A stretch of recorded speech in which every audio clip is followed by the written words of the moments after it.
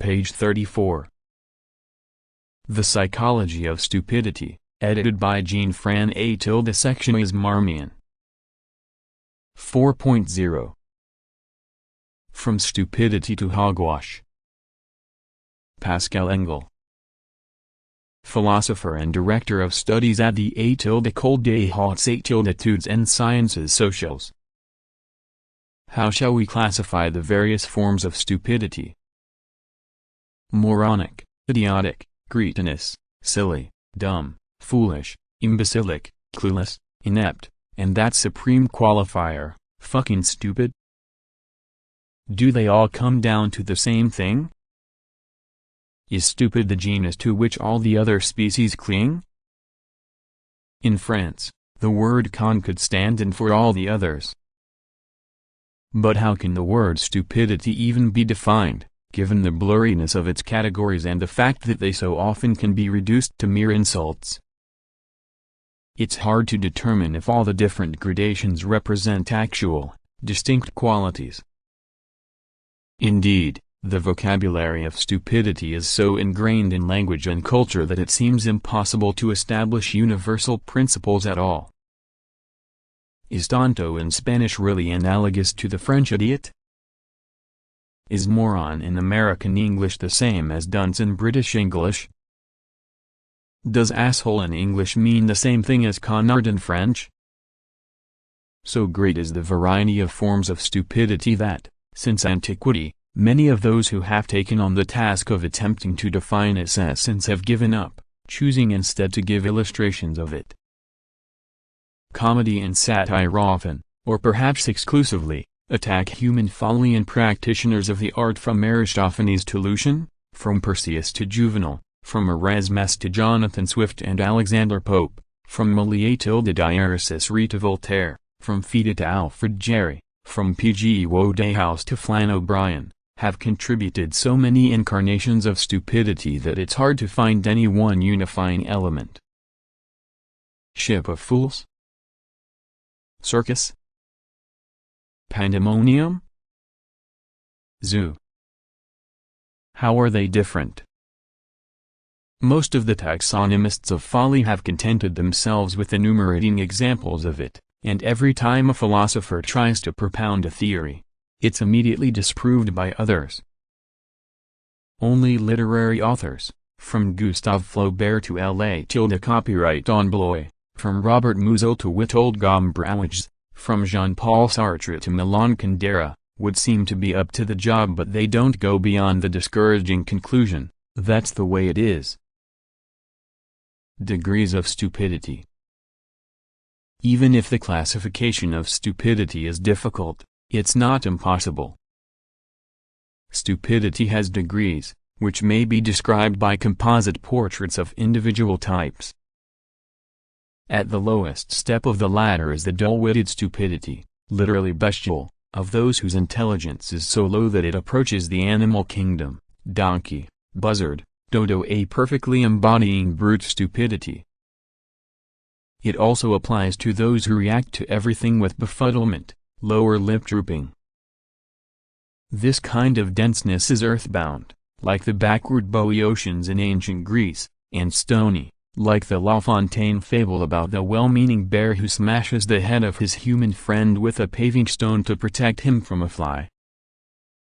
Among the French, slang has mostly reduced this category to one word, con, the vulgar term for female genitalia.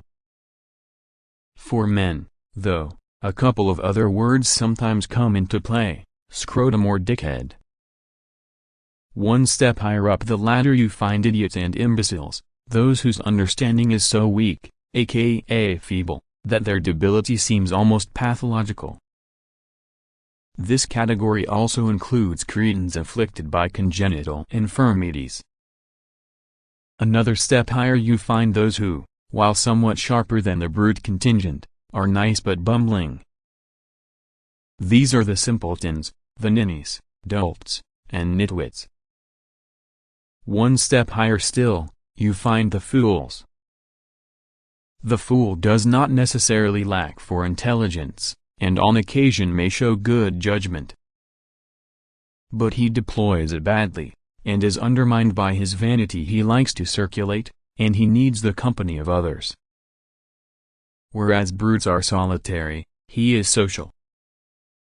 He's pompous and full of himself, like a conceited character in Witold Gombrowicz comedy. The fool is not passive. Often, like Flaubert's Bouvard and P8 he buzzes with activity. He isn't hostile to knowledge, and he's not incapable of acquiring it. His folly resides in the fact that he doesn't know how to apply it or to put it to use.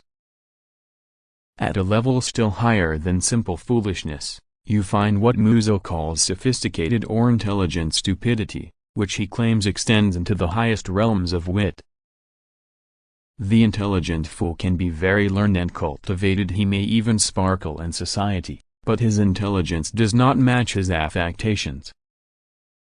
He comes up with ill-conceived and unwieldy plans, because, Musil tells us, he suffers from insufficient harmony between the whims of his emotion and the scope of his intellect, which is too small to contain them.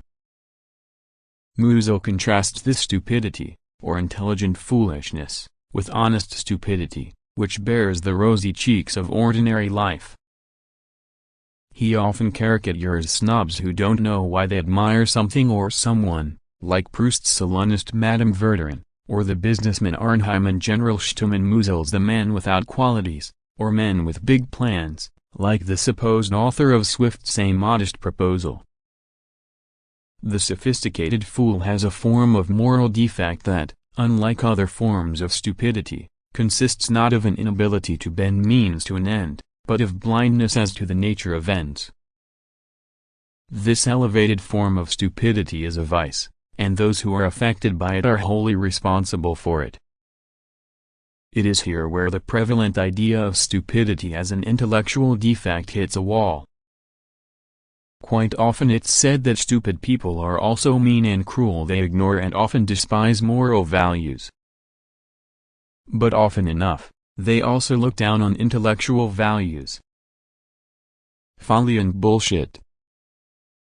This is where intelligent stupidity, or more properly, folly, to use the language of classic literature, which rarely resorted to the term stupidity, comes into contact with what Harry Frankfurt has designated as bullshit. 3 Bullshit, according to his 1997 book on bullshit, is a type of discourse that literally consists of saying absolutely anything, without worrying whether it's true or false. The typical form it takes is gossip, whether fashionable gossip or idle chatter, of the kind encountered most often in journalism and advertising. A bullshitter is someone who speaks nonsense, which is why the French title of Frankfurt's book is The Art of Speaking Nonsense.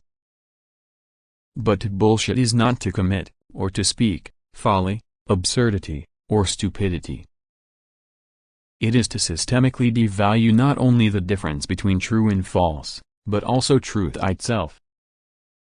Frankfurt insists that the bullshitter is not a liar, because liars respect the norms of truth, and depend on them to carry off their lies.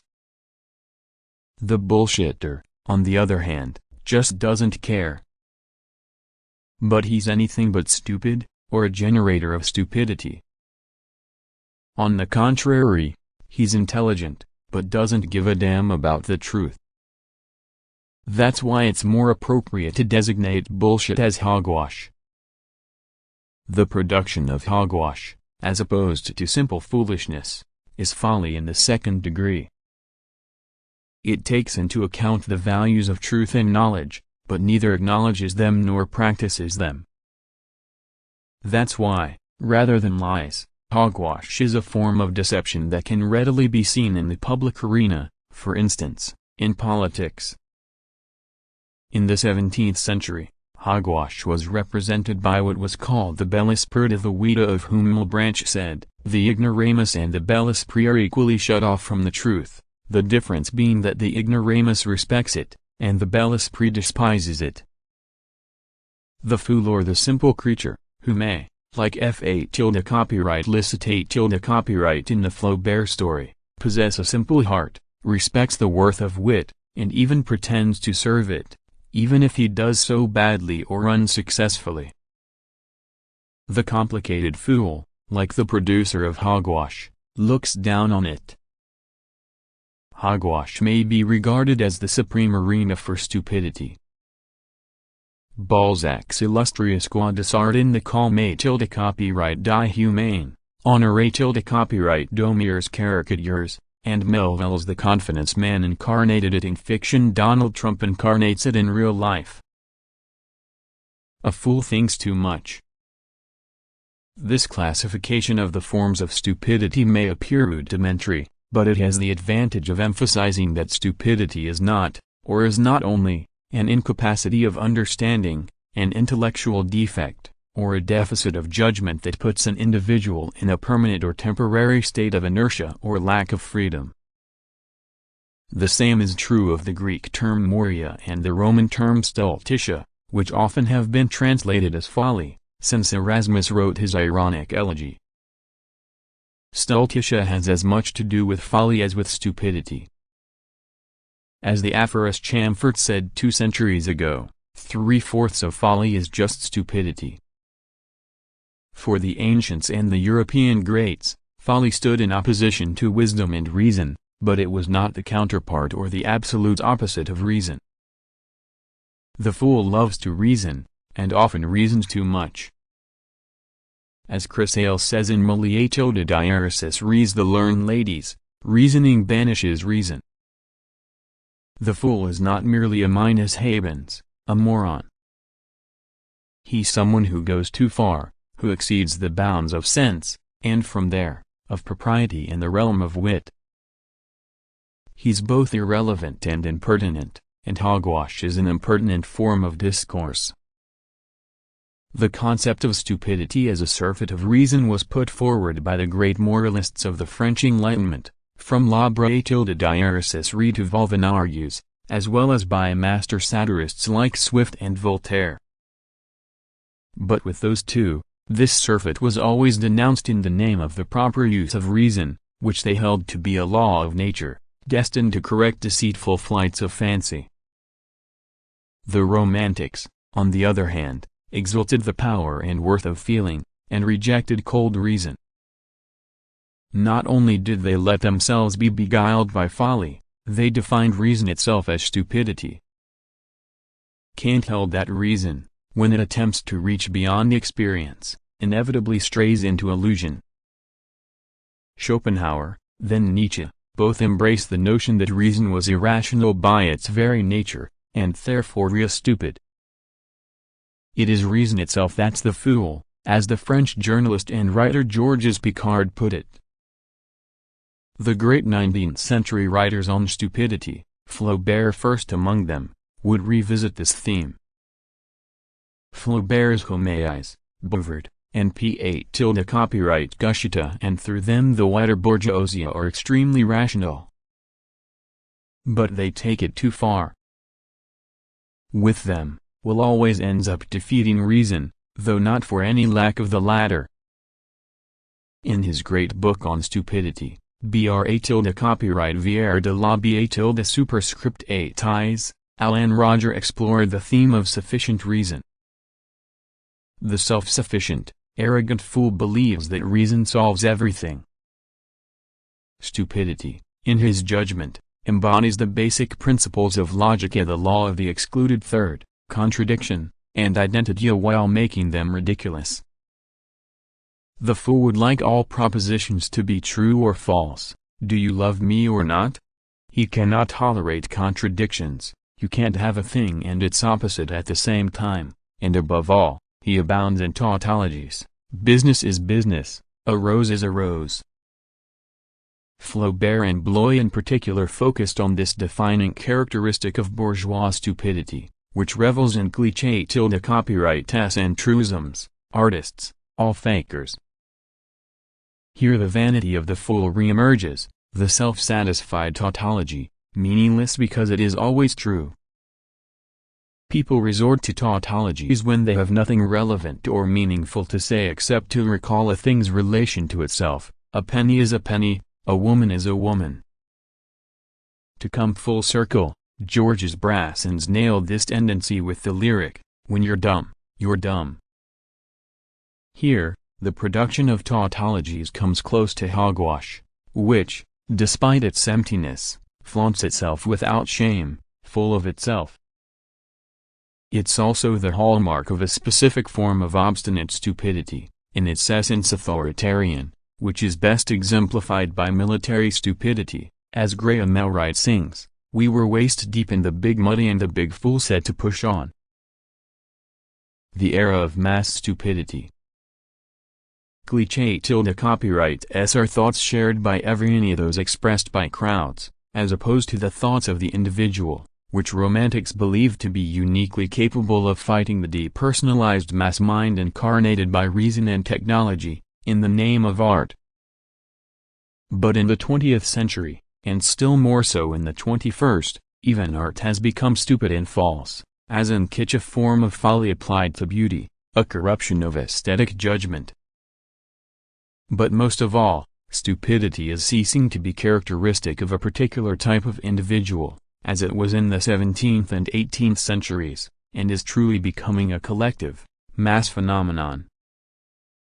The production of hogwash, which already was endemic in the press, has lately become pandemic across all media, on the internet and on social networks, which broadcast it in such massive doses that hogwash has become a political force.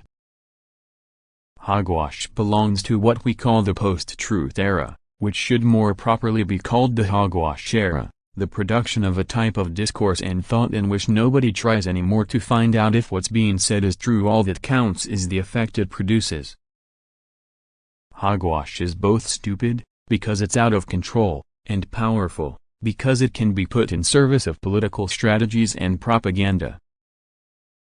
If the origins of stupidity and folly lie in the excesses of reason, how can we trust reason to fight them? That's the dilemma that all the great thinkers have confronted, from Nietzsche to Heidegger, from Sartre to Foucault, who accuse reason and the Enlightenment of producing mass culture, unreasoning technologies, and totalitarianism. They often have solved this dispute by championing irrationality, like the Romantics. But the cure for the disease of stupidity is not to abandon reason. It is to adopt a self-critical form of reason that is conscious of its own limitations. Page 39.